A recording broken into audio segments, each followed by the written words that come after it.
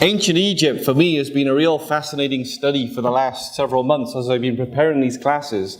And I thought it would be interesting to fill in some of the gaps of what we've been talking about this week, and what we have done and what we will be talking about, to provide a little bit of historical and cultural context to what the children of Israel were experiencing and what both the Egyptians and the Israelites had to, as it were, unlearn as they learned who the one true God is.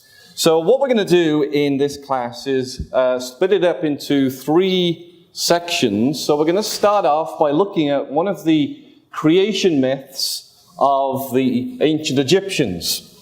And we talked about this a little bit in our class this morning, of how what God was doing was, as it were, reversing the Egyptian creation. So let's have a look this evening at what one of those creation myths was. And then we'll look at this concept of order and chaos, which we touched on again this morning.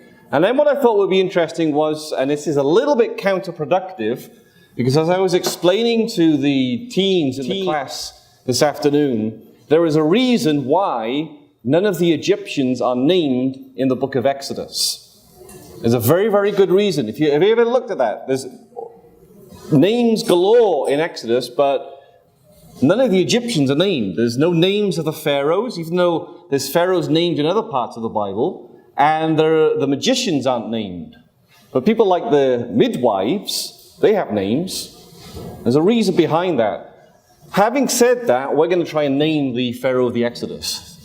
And it's a little bit of supposition, but I think it's kind of interesting to give an idea of who that pharaoh might have been. So what we're going to look at first of all then is one of these creation myths. The ancient Egyptians had a number of creation myths. All of them were kind of weird in a lot of ways. They had similarities to each other, some differences. The one we're going to look at finds its origin in the city of Heliopolis here. One of the other main creation myths was further south here. This is the one, though, that's relevant to the time of the Exodus. This is the area of Goshen up here, probably around that area. This is the geographic scene of the plagues and of the Exodus. So it's the myth that they believed in Heliopolis, which is the important one for us. This is the area known in ancient times as Lower Egypt. And it's a little bit backwards from the way we look at maps. This is Lower Egypt. Down here is Upper Egypt. The Egyptians, if they had maps like this, would have looked at it reversed. Whereas we know that this is north and that is south. They looked at things the other way around. Lower Egypt at the top and Upper Egypt at the bottom, as far as we look at it. So, what was this Heliopolis creation myth? How did the Egyptians understand the creation of the world? And here is a summary of their creation myth up here. I know that's very small, apologies to you all. And here is a family tree of some of the main gods of ancient Egypt, all of which came out of this creation myth. So what the Egyptians believed is that in the beginning there was this watery abyss, darkness and water, very similar to Genesis.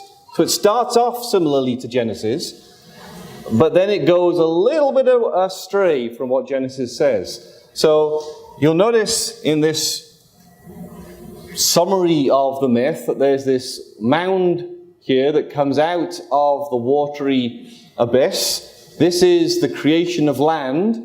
And then on it is what the Greeks call the phoenix. This is kind of a Greek version of the Egyptian myth. The Egyptians, as we'll see later, called this the Bennu bird. And it was the first created thing. And then emerging then from this mound came the sun. And the sun then became the first god of the Egyptians, the main god of the Egyptians. And originally his name was Atum, and he had various other names, Ra, Re, Amun-Re. There were various different names for this main god. And from this god came all the other gods. His two children were Shu and Tefnut, the gods of air and moisture. Does anybody know, according to the Egyptians, how these gods came to be? How did Ammon give birth to these two gods, air and moisture. Where does air and moisture come from? How about from sneezing and spitting? That's how he gave birth to them. I mean, it seems really, really bizarre to us, but these are ancient people who have no knowledge of God, no knowledge of science, no knowledge of how the world actually works. And they've got to make sense of where does air and moisture come from? Well, I know where air and moisture comes from. When I sneeze or when I spit, there's air, there's moisture. So they put two and two together and said, well, that's probably how things happened in the beginning. There was this big god, sun god. He sneezed and he spitted, and there was air and moisture. And then his grandchildren were the gods of earth and heaven, Geb and Nut. And the myth says that these siblings were absolutely inseparable. And this was a problem. No one could separate them. But eventually someone managed to separate them. And as a judgment, they were told that they could look at each other. So the earth god down here and the sky god up here, they could look at each other, but they could never actually touch again. So that's the origin of the earth and the sky, according to the Egyptians. And then we have some other gods that you may have heard of. Osiris, he is the god connected with the river Nile. The Nile is his bloodstream, according to the ancient Egyptians. There's Isis, Horus. This is the god mostly connected with Pharaoh. And so the list goes on and on and on and on and on and on. They had hundreds and hundreds of different gods and goddesses. So when you look at something like this, it seems rather strange. But as I said, this is the Egyptians, the ancient people, trying to make sense of the world around them. And that's how idolatry came to pass. Why did people start to believe in gods? Because they saw something like a volcano, and now and then it would erupt. And they think, well, I don't know what causes that. It must be some sort of powerful deity. And so they start throwing virgins down the mouth of the volcano to stop it from erupting. That's how paganism and idolatry began. Superstitious ideas of how phenomena occur in the natural world. And of course, in time, man came to understand things quite differently. So when it comes to this particular creation myth, what we find, and this is really true of all Egyptian creation myths, it's all based on the geography, what they were used to. So here is an ancient people who live on the banks of the river Nile. And we talked about this morning that they were a very orderly people who expected that the snows would melt up in the mountains, and they would melt and come down and cause the Nile to flood, overflow its banks. Fertile soil would rise up, and they would have crops. That's how they lived. That's what they were used to. That was the order of the events in Egyptian life. And this creation myth is all based on that. Just think about this for a moment. You've got water, you've got earth rising out of the water, and then a bird appears upon this mound of earth.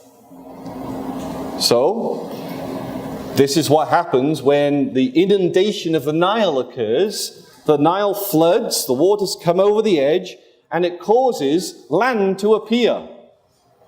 What's that all about? Well, this is how creation began, said the ancient Egyptians.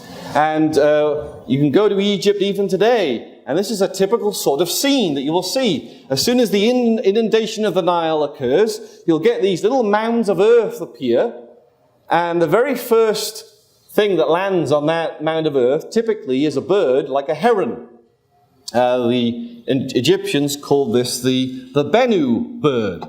And year after year after year, they see a reenactment of creation. This marvelous miracle. The Nile floods, the dry land appears, and then there's the bird.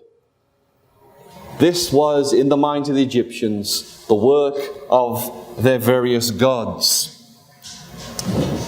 This is a slide that we had in our class this morning, which summarizes it in a different picture. So here are the primeval waters, which were called Nu or Nun. And there was a goddess that was named after this, the goddess Nu, the original goddess. And then out of that comes this mound of earth. And here are the first three gods. Atum, who later became the sun god. and Shu, the god of moisture, Tefnut, the god of air, Nergeb and Nut, the gods of earth and sky. And then overriding it all, looking down upon this whole scene, is this concept here of Ma'at, which is the ancient Egyptian concept of order.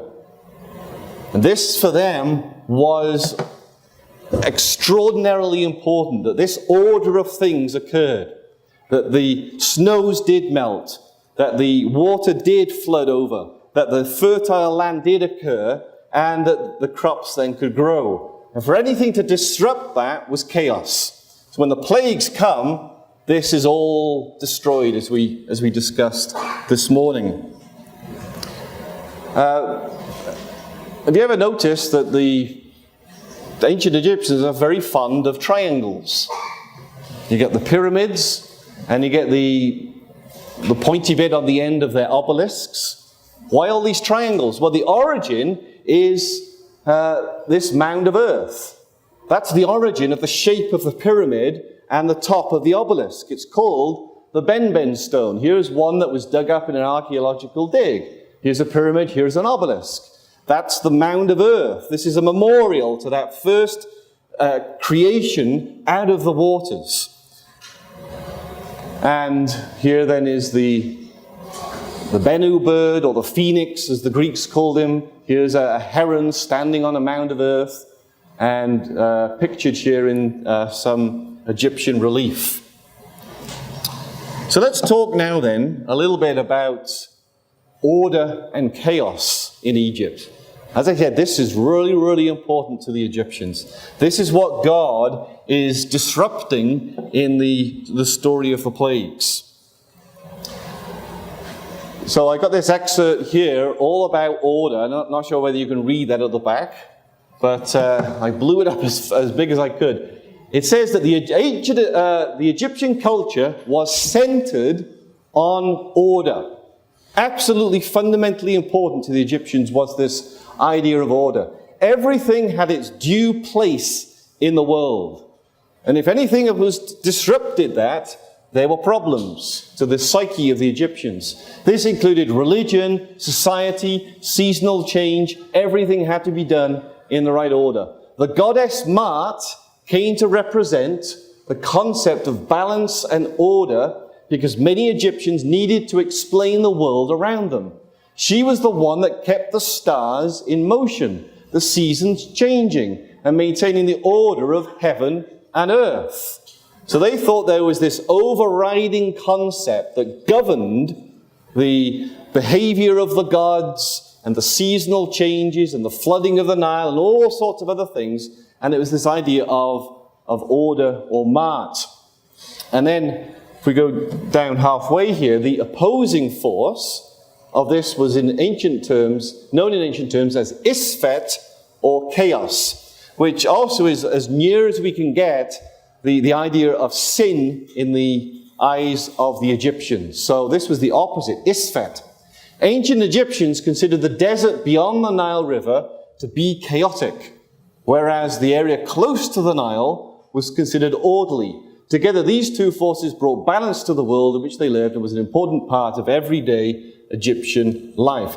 And another thing that made the Egyptians was very xenophobic. We're going to talk about this, God willing, in our class tomorrow. They were very afraid of foreigners because foreigners meant chaos.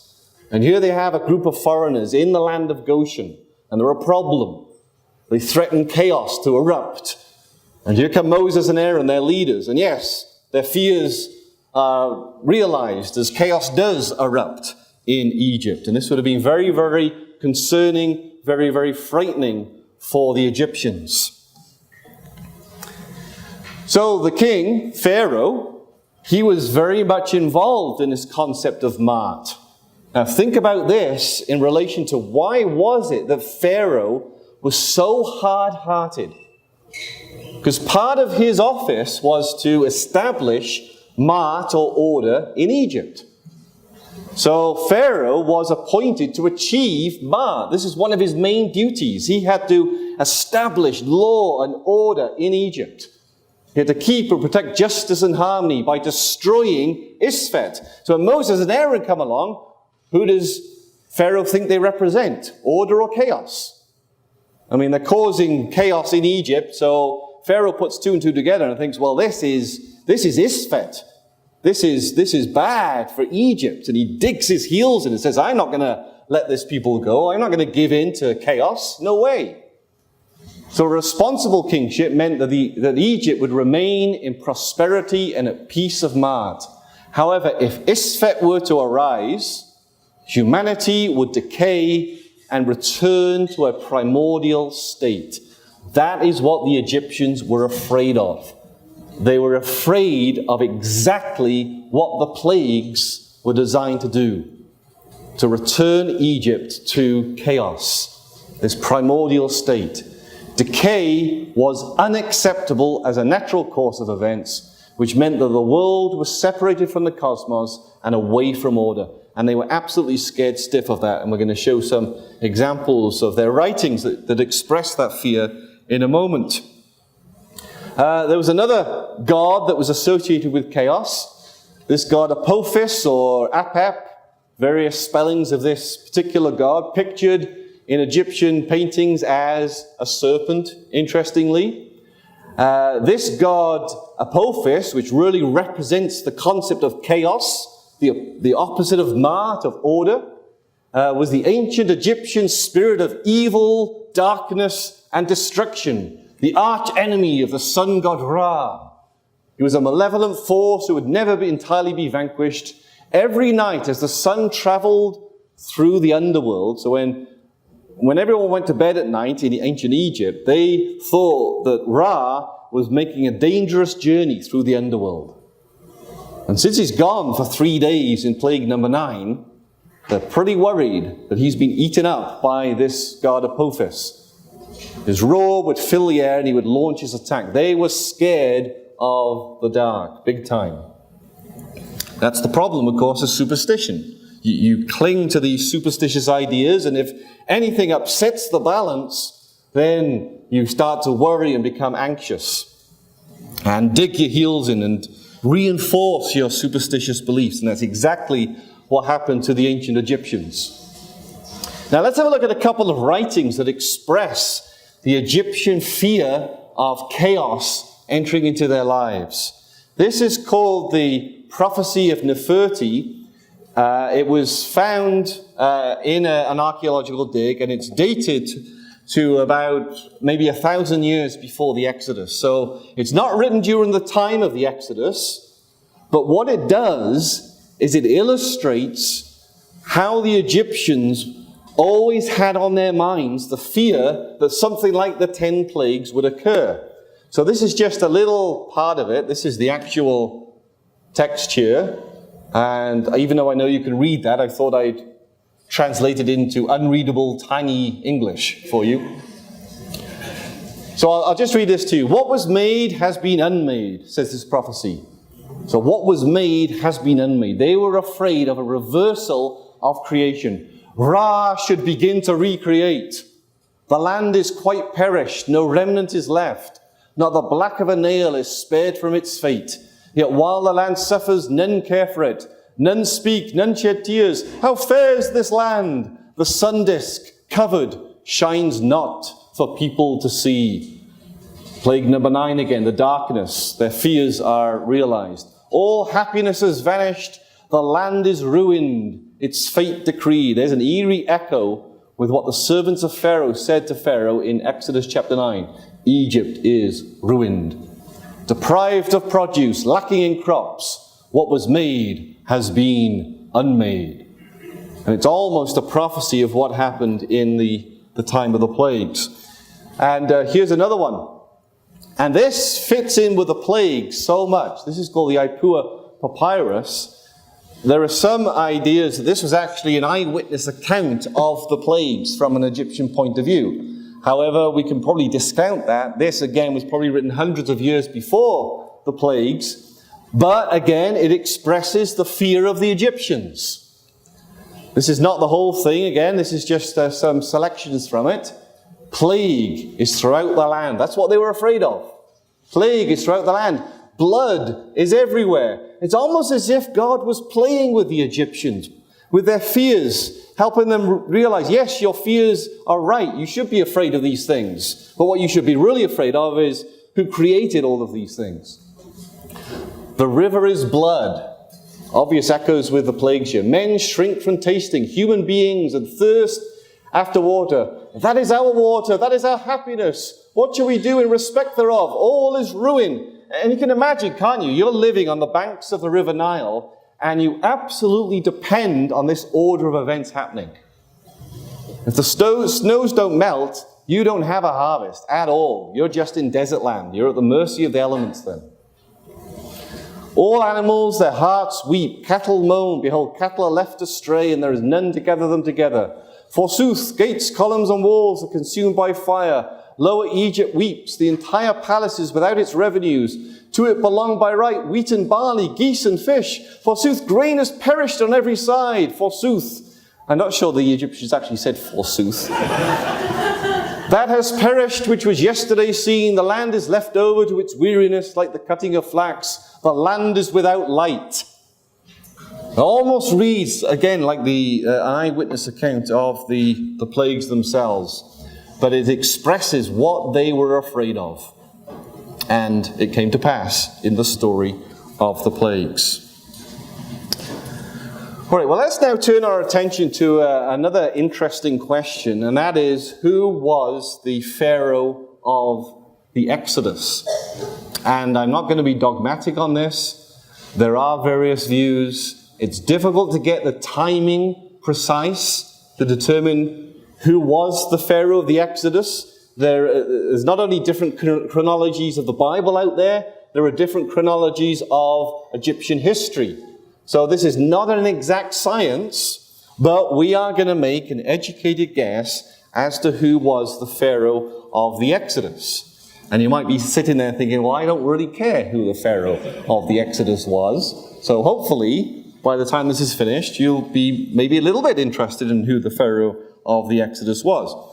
Now, here is an overall timeline of ancient Egypt. This goes from 3000 BC to 250 BC on this chart.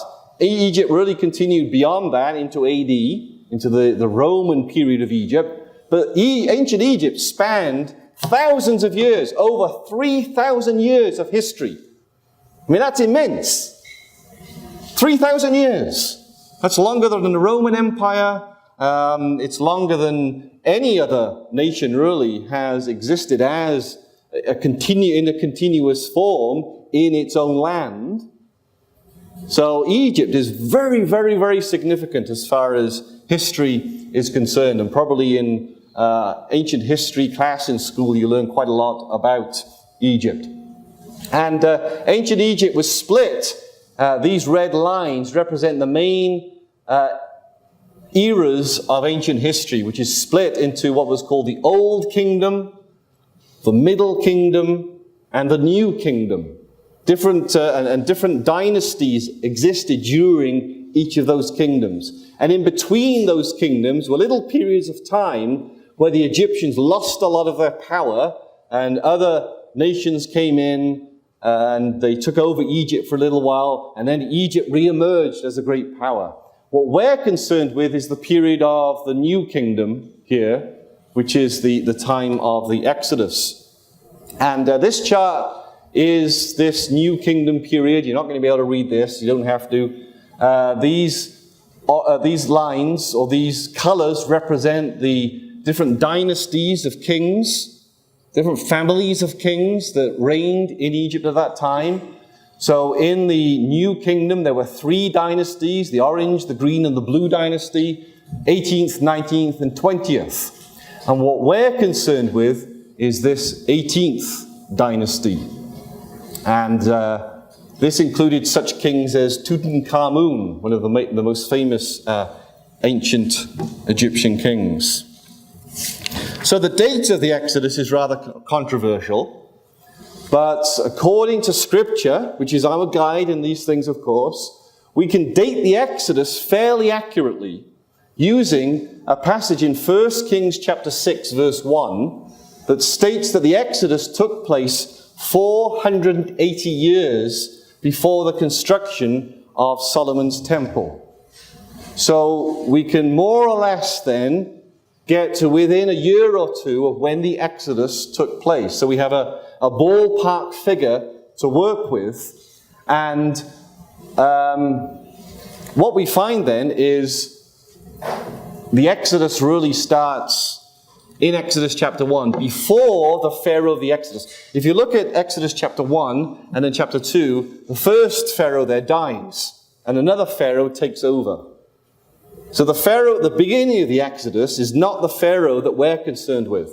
So if we go back 480 years, we get to the reign of a man called Thutmose III, who reigned for about 60 years. He is probably the Pharaoh who was the one who first started oppressing the Israelites. The story of the midwives and throwing the babies into the river and so forth. That was probably Thutmose III. And his son is the Pharaoh that we're going to be concerned with. This is a list of the kings. Sorry again, it's so small. Here is Thutmose III here. And here is his son. I don't know whether you can read that, but his name was Amenhotep II. So that's the name you need to remember.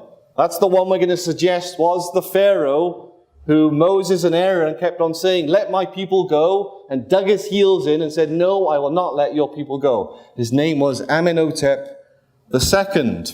Now, here is some evidence, circumstantial evidence that points to him being the Pharaoh of the Exodus. One interesting thing about this Pharaoh was that he was unusual in a number of ways. For instance, he made his home up here in Memphis, which is, there's Heliopolis that we looked at earlier. Here is Memphis. This is the area of Goshen. This is the geographic area of the Exodus. Whereas a lot of other pharaohs, they were more concerned with Upper Egypt down here. They had their capitals more often in places like Thebes down here. But he, Amenhotep II, preferred to be in Lower Egypt in the area of Memphis. So that's evidence number one. So Amenhotep II was born and raised in Memphis in the north, instead of Thebes, the traditional capital. While a prince, he oversaw deliveries of wood sent to the dockyard of Peru-Nufe in Memphis and was made the Seton, the high priest, over Lower Egypt. So he kind of moved the headquarters of Egypt to Lower Egypt. So he's, again, an ideal candidate. Now, another noteworthy thing about Amenhotep was that he was not a firstborn son, which, when you know the story of the plagues, is actually pretty important. Because if he was a firstborn son, what would have happened to him in plague number 10? Exactly. He would have died, and who would have been the one who said, well, now we've let them go, I've changed my mind, let's go after them and send his armies to the Red Sea. He's dead, he can't do that. So he couldn't have been a firstborn son. Well, it so happens, remember Thutmose III, the first king in Exodus? Amenhotep II was not the firstborn son of Thutmose III. This is evidenced by an inscription from the Karnak Festival Hall, which is an absolutely enormous temple that they dug up in ancient Egypt, which dates to the 24th year of the reign of Thutmose III, that identifies Amenemnet, not Amenhotep, there's been a quiz later on these names, as being the king's eldest son. So this guy here, Esther told me to practice these names beforehand. Amenemhet. I think that's right, Amenemhet. That's a different name to Amenhotep, who we're concerned with. He was the king's eldest son, this guy. It reads, appointing the king's eldest son, Amenhotep, as overseer of cattle. So it appears that at some point, this eldest son must have either died, or he wasn't given the crown by the Pharaoh. before him. What about then the next pharaoh after Amenhotep II, who was called Thutmose IV? Now, if Thutmose IV, who was the son of Amenhotep, was the firstborn son of that pharaoh, he couldn't have been king, could he? Because he would have died in plague number 10. Well, it just so happens that Amenhotep II's eldest son did not take the throne. The dream stela of Thutmose IV, which is this thing here, who was Amenhotep's son, that's the next pharaoh, says Thutmose IV was not the legitimate successor to the throne. This means he was not the firstborn son who would have been the legitimate heir. Thus, it is reasonable to conclude that the firstborn son of Amenhotep II had somehow died prior to taking the throne. I wonder how he died. Perhaps in plague number 10.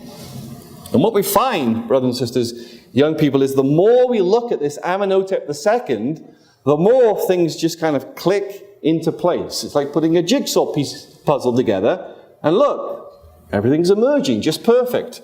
It is actually quite remarkable. Now, let's have a look at something else which I found really intriguing.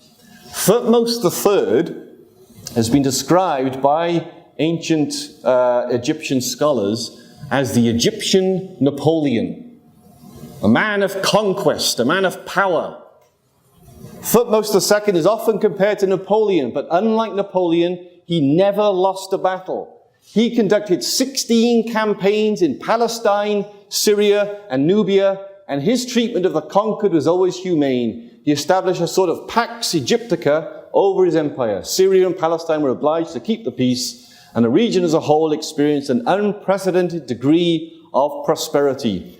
His impact upon Egyptian culture was profound. He was a national hero, revered long after his time. Indeed, his name was held in awe, even to the last days of ancient Egyptian history. This is the pharaoh, we believe, who was the initial oppressor of the Israelites. His military achievements brought fabulous wealth, and his family resided over a golden age that was never surpassed. So this was the Egyptian Napoleon, who was a man who conducted 16 campaigns of war against foreign nations. But for some reason, when his son came on the throne, despite him introducing this golden age of Egyptian power, after his reign, everything just went dropped suddenly, for no apparent reason. Why did that happen? Why did Egyptian power suddenly not degrade over time, which is the normal way that things happen? It just completely dropped off the cliff in the reign of his son, Amenhotep II. So the renowned conqueror Thutmose III led, this one says 17 military campaigns. There's debate over the number of campaigns, but suffice it to say, he was a man of war. But his son, the pharaoh that we're concerned with, in stark contrast, led only 2 or 3. Why the sudden drop-off? While many scholars have attempted to determine the exact number, there exists a virtual dearth of discussion about this sharp decline. The Egyptians didn't want to talk about what happened here. It's as if they were embarrassed by this sudden drop-off of power. Why? Aaroni, an Egyptian historian, attributes it to an underlying diminishment of Egyptian power. Already in the days of Amenhotep II, the son of Thutmose III, cracks began to appear in the structure of the Egyptian empire. Another scholar hints at the dissipation of Egypt's might by the end of Amenhotep II's reign. It seems possible to consider this reign as unsuccessful, a time of decline. A few exploits abroad, a few preserved memorials, an almost complete absence of sources after, note this, the 9th year of his reign. And for some reason, after the 9th year of this king's reign, it's blank. Hardly a record, hardly a memorial. So if the Egyptians said, let's not write about this, let's put our computers away and let's play cards instead, because we're a little bit embarrassed about what happened after the 9th year of his reign. So what happened? It's an interesting question. Well, let's have a look at these are the campaigns that he did undertake. He did undertake a campaign in year 7 of his reign, which is a typical sort of Egyptian campaign. And he did undertake a campaign in that significant year 9 of his reign. And that was the last of his campaigns. None after that. He stopped after year 9. And this year 9 campaign, where you can see, here's Egypt down here. This is the land of Canaan. It's a very, very unusual campaign as far as the Egyptians are concerned. Historians are mystified about this campaign. Everything about this campaign is wrong. It was at the wrong time of year. It just doesn't make sense from a strategic point of view. And there's certain things about this campaign that just mystify the mind. Why is that the case? Well, it's rather intriguing, this last campaign of Amenhotep. If his reign began in about 1455 BC, which harmonizes with the Ebers Papyrus and regnal links of the blah, blah, blah, his 9th year, okay, this significant year 9, when all the records of his reign suddenly stop, from about November 1447 to November 1446, and therefore the Exodus date of April 1446 should be placed within this particular regnal year. So about halfway through this year, this 9th year of his reign, was the proposed date of the Exodus. Is that a coincidence, or is there something going on here?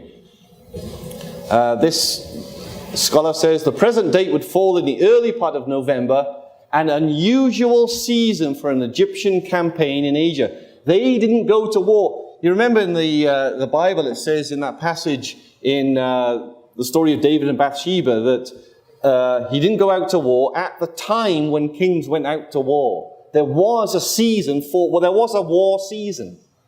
So now we have spring, autumn, summer, winter. But back then they had spring, summer, autumn, war.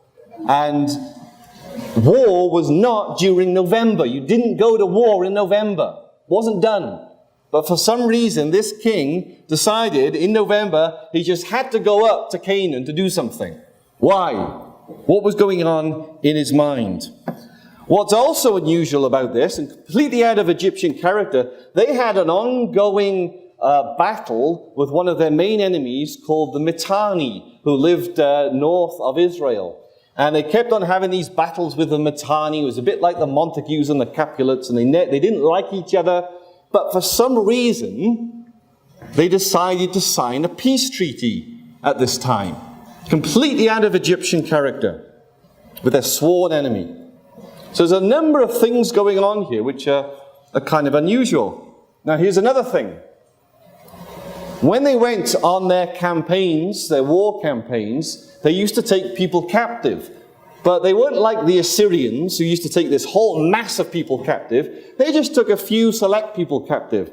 So in Thutmose III's case, these are typical numbers of his campaigns. He took about 6,000, which was a lot. He took a couple of 100, 400 or 500 people captive. His son, Amenhotep II, our pharaoh, in his first campaign, he took a couple of 1,000, but in this unusual campaign, at an unusual time of year, for some reason he decides to take a completely out of proportion and unusual 100,000 people captive. Why would you do that? Why would you choose to rush into war and go up to the land of Canaan and grab 100,000 people? Why do that? Unless, perhaps, you've lost a bunch of people who you know have journeyed towards that area, and they were your slaves, and now you've lost all this slave labor. Who's going to build my storehouses? I better go up there and find them. So that's the theory of what happened here.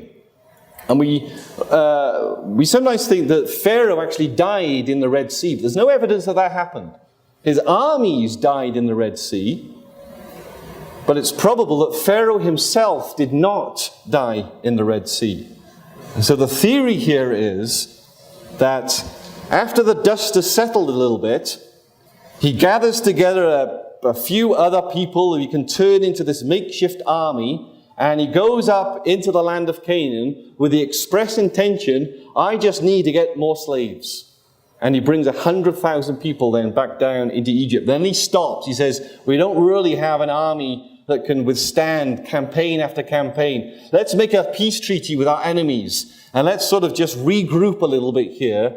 And that's when all these records of great Egyptian exploits suddenly vanish off the scene. Now, just before we finish, there is one more interesting point to be made here. We're going to look at this, God willing, in our class on Wednesday. This is plague number 7, the plague of hail. You can see a bolt of hail coming down here, and fire. This was scary hail. Fire mingled in the hail. And this was a special plague for Pharaoh himself. This is the plague that actually managed to penetrate the hard heart of Pharaoh. This got to Pharaoh, this plague number 7. It says in Exodus 9, this time I'll send all my plagues on your heart. Okay? This was a plague that was a personal plague, especially for Pharaoh himself. Now, why is that so significant?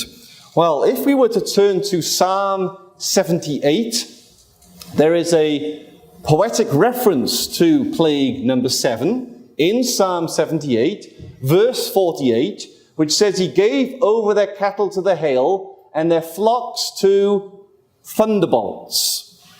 Now, what's interesting about that is the Hebrew word for thunderbolts just so happens to be also the name of a false god. And this is sometimes what the poetic parts of the Bible do. It's the way in which the Bible takes the names of false gods and takes the myth out of those gods and says, this is just a thunderbolt. And this particular word in the Hebrew is this word here, resheph. This is from a lexicon concerning this particular word, used to describe plague number 7. The view has been expressed that resheph in Job chapter 5 verse 7, another occurrence of this particular word, refers not to literal sparks, but to resheph, the god of fever and pestilence. So scholars are agreed that this word probably comes from ancient pagan religion and was borrowed in Hebrew, or rather, we should say the word was borrowed from Hebrew and applied to pagan gods. And this is a word that actually refers to this god, Resheph. Here he is. That is the god Resheph. He's actually quite a famous god particularly in the land of Canaan. He's not an Egyptian god. He's a Canaanite god. He was a god associated with plague in ancient Canaanite religion. It is thought that his name originally derived from the Hebrew for flame or plague. So there it is again. That's that word that we looked at in Psalm 78. Now, why is this important as far as our Pharaoh is concerned? It just so happens that the Egyptians were very fond of foreign gods. And pharaohs from time to time would look at one of these foreign deities and say, I kind of like that god. I'm going to adopt him as my god. And they would incorporate the worship of that god into their religion. And one of those was this god Resheph. And you won't be able to read this, but I'll read it for you. It says, although the discoveries at Ras Shamra Ugarit have only recently focused attention on the Canaanite Resheph, whose cult was brought to Egypt in the middle of Dynasty 18. So Resheph finds an adoption in Egypt in the middle of the exact dynasty that we're looking at. And look what it says down here. This fellow Bernard Gredzolf added to the material collected by Levovich and established the reign of Amenophis, which is another name for Amenhotep, it's the same pharaoh, as the date of the introduction of the cult in Egypt. So the Egyptians started worshipping Resheph exactly in the reign of Amenhotep II. And they have found a scarab seal, which was a seal of Amenhotep II. And the seal inscription says, Heber, I'm not sure what that means, but what that says, but it is another name for Amenhotep II, the name of the king, the beloved of Resheph. So isn't that interesting? In the plague that reached Pharaoh's heart, the personal plague for this Pharaoh, for some reason the Spirit decided to use the name of a god which was adopted by this particular Pharaoh, the beloved of Resheph. And what's interesting is that Resheph became popular in Egypt under Amenhotep II, where he served as god of horses and chariots. So that's what Amenhotep II said. I need a god of horses and chariots. Well, I'm going to adopt Resheph to do that. He's going to be my god of horses and chariots. So it's very significant then, I think, that in the final destruction of the Egyptians, in Exodus chapter 14, what was destroyed was his chariots and his horsemen. He destroys the beloved god of Amenhotep II. Anyway, as I said, that's not something to be dogmatic about, but I think if you put all the pieces together, it does become rather interesting.